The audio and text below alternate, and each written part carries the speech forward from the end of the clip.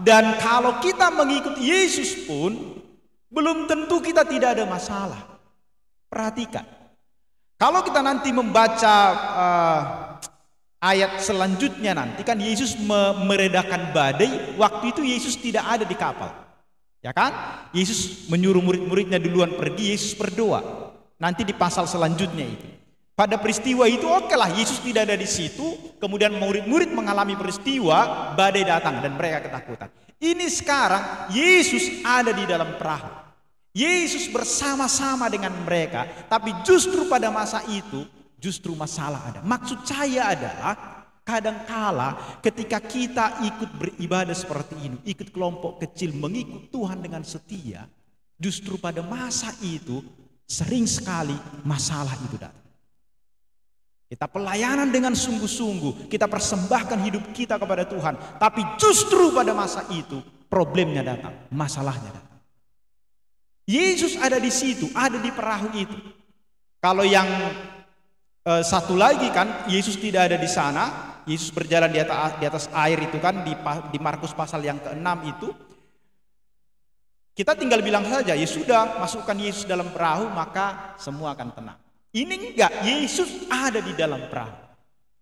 Yesus ada di tengah-tengah keluarga. Kita sudah percaya kepada Tuhan, tetapi justru kemudian ada masalah di sana.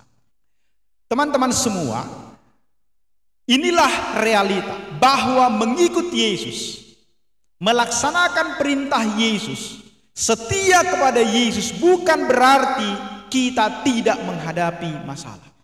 Bukan berarti semua akan lancar, bukan berarti semua akan nyaman untuk kita lalui.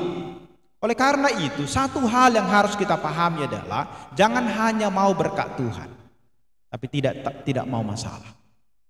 Karena jelas itu, barang siapa mau mengikut aku, ya harus menyangkal diri dan memikul salibnya setiap hari. Bukan sekali-sekali, tapi setiap hari. Itu artinya kita akan mengalami peristiwa-peristiwa penderitaan ketika kita mengikuti Yesus. Yesus sudah katakan itu kepada kita.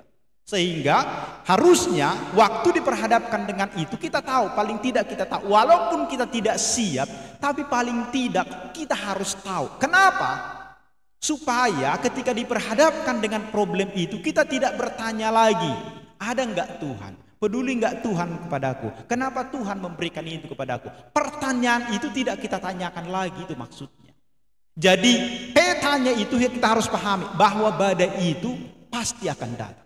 Badai itu akan selalu ada. Sehingga kita harus mengerti di dalam kehidupan kita, kalau badai datang dan memang ketika kita mengikut Tuhan, badai itu pasti akan datang. Kita tidak pertanyakan lagi apakah Tuhan itu benar-benar ada.